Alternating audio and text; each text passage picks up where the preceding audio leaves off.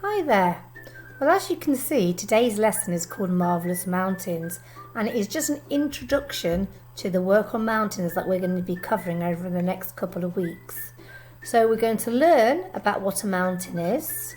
We're going to learn about some of the different features of a mountain and look at some technical vocabulary that's related to the mountains.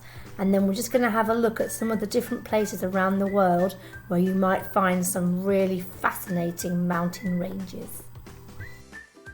So, what is a mountain? Well, a mountain is a large, raised part of the Earth's surface, and it is much higher than a hill.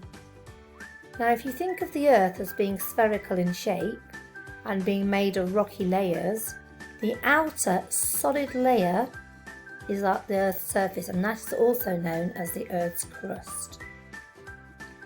Its highest point is called its peak or its summit. And mountains must be at least 610 metres in height. Its height is also known as its elevation or its altitude. The sides of a mountain are called slopes or faces, and they're usually steep and rocky. And you have an example of a couple of really steep rocky slopes or faces just here.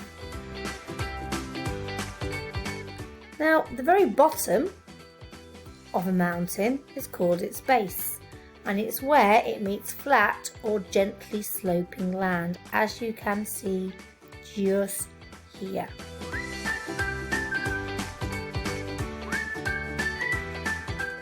Ridges are found in some mountains, and they are long, narrow sections of high, rocky land.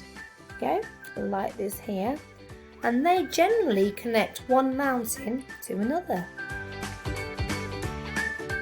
There are also flat parts of mountains called plateaus, and they're usually found on really high ground. Sometimes if you climb to the top of a mountain, you'll see when you get to the top, there'll be a flat area that you can walk on, and then you'll see the slope going down the other side a bit further out.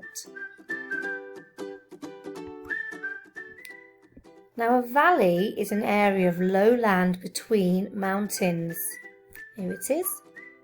You've got two mountains and you've got a little valley here. And it often has a stream or a river running through it. Very tall mountains with the highest altitudes have what we call a snow line. Above this line, snow and ice cover the mountain all year round. So if you have a look at this mountain here, this is the snow line. So all year round, because it's so high up, and as you go higher up into the atmosphere it gets colder, this area here is always covered in snow or ice. The tree line is the highest point where trees grow on a mountain. Above this line, the rocky land, cold temperatures and lack of moisture means trees cannot grow. So have a look at the diagram. Here you can see where the trees are growing, and then beyond this point it's no longer possible for them to live, and you can see here that we've got lots of ice and snow on top of this mountain instead of trees.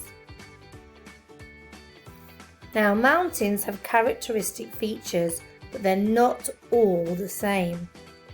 The 5 different types of mountain are shown here.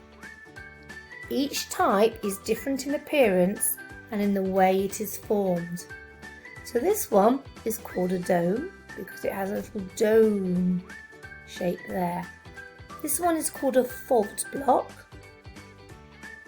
This one is called a fold, probably because it looks like you've got lots of different folds of rocks. This one is called a plateau, and as you can see, the very top is flat, and this one is volcanic.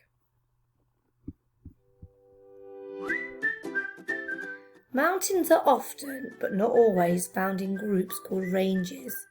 And a mountain range is a chain of mountains that are close together.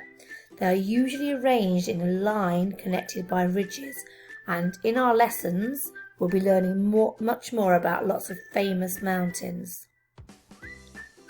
There are many famous mountain ranges around the world, and they're called the Himalayas, which you would find in Asia. There they are here. You might have the Alps in Europe over here, the Rocky Mountains in North America, which are here, and of course there are many more. You've got the Ural Mountains up here, you've got the Great Dividing Range Mountains over here in Australia. In Africa we've got the Eastern Rift Mountains. In South America we have the Andes. So there are lots and lots of mountain ranges all over the world. Right, so now you know the basics about what a mountain is.